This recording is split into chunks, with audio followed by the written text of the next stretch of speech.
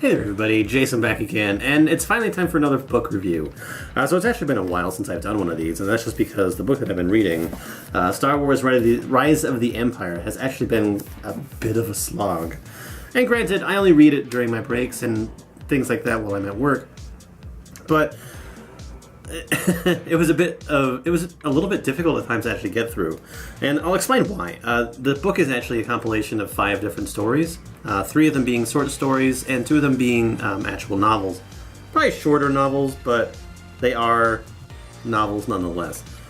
So the stories seem to take place a little bit after the Episode 3 era, and start somewhere towards the beginning of Episode 4.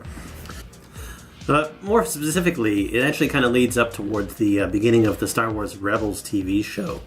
So the books start off with a short story that features Hera.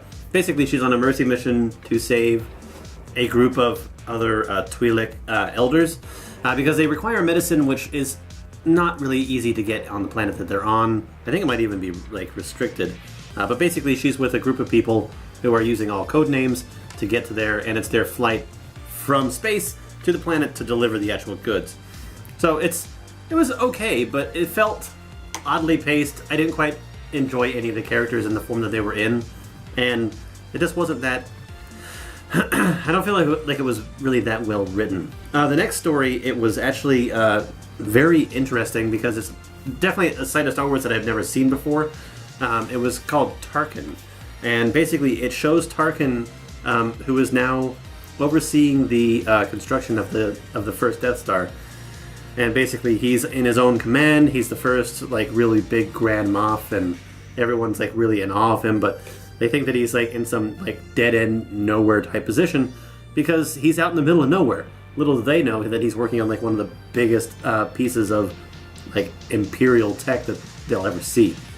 But it's kind of interesting to see Darth Vader and the Emperor from Tarkin's perspective, and it's actually kind of cool to learn a little bit more about Tarkin and his upbringing and why he is how he is. And it gets pretty damn brutal, but it's an interesting story.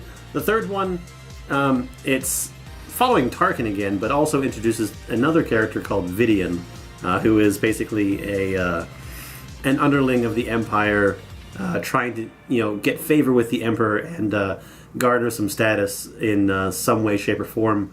He's like a cyborg human person who is some sort of efficiency expert and has sort of business hollows, sort of motivating people, but the way that he motivates is altogether quite too violent. But it's interesting to see how him and Tarkin actually interact on their particular mission. The next book is actually called Star Wars New Dawn, which is the one that leads towards the Rebel side of things, where it follows Hera again and introduces Kanan, who is the Jedi character who she's with at the beginning of Rebels, and basically sort of shows where they're coming from, and it shows that Kanan was he's hiding.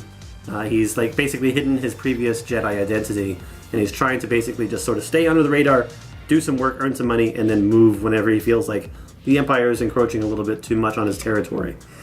So it was not easy to read at first, but once it actually started getting into the real swing of things, it involves Vidian as well, and it gets really gruesome. Vidian is very violent, and the things that happen in this book are extremely outside of the scope of what you've typically seen in the Star Wars novel, or even in the movies for that matter. I mean, I think Rogue One was probably the most violent Star Wars movie that we've seen, especially with the ending with Darth Vader. But it gets even more violent than that. This is downright brutal and bloody. I think one of the most prime examples is that Vidian, on numerous occasions, is basically pummeling a person with his bare fists into the ground. And I don't know, it's just unusual to see stuff like that. But I think I might have said something like that when I read Lords of the Sith, which deals with Darth Vader and the Emperor trapped on a Twi'lek planet, basically fighting through a jungle full of really crazy creatures. And that was pretty violent too, but This was against monsters. Not necessarily other people, but now Vidian is, like, you sort of find that he's a bit of a monster himself, and he'll do anything it takes to actually increase production. But it has an interesting ending, and I like the way that it actually works. It's kind of interesting to see Kanan and Hera sort of come together. It makes me more interested in actually watching more of the Rebels TV show, even though I know that it can't really take that same tone and direction. And it finishes off with a book, I think it's like The Levers of Power, and it basically hinges... Actually, no, I take back what I said about it being around episode 4. This one actually takes place around the end of episode 6, where the destruction of the second Death Star is happening, but it follows Captain Sloane, who was the captain that was helping Vidian on his mission. And it's many years in the future since this event, but it's kind of interesting to see that she's using some of the things that she learned while working with like Tarkin and Vidian and her previous supervisors, and using that to form knowledge based around what she sees to see that the end of the Empire is coming, and she's got to try to survive. But either way, it's... I don't know. It might have been difficult for me to get through, but Star Wars Rise of the Empire is not a bad book. I think the thing that actually got to me the most was the fact that while the stories actually sort of daisy-chained common characters together, it didn't use the same characters in each of the books. Like, it started off with Hera, but then went into Tarkin in a completely different place, unrelated. At least I couldn't find any link there. And it didn't introduce Hera until somewhere in, like, the 3rd book. So, I don't know. It's interesting how, like, it is put together. I like the fact that they are somewhat a cohesive story that sort of spans a huge distance of time and fills out a bit of plot holes and, like, sort of makes some of the characters a little bit more fleshed out and interesting. But, I mean, to each his own. It's definitely not my favorite book that I've read so far, but it was okay.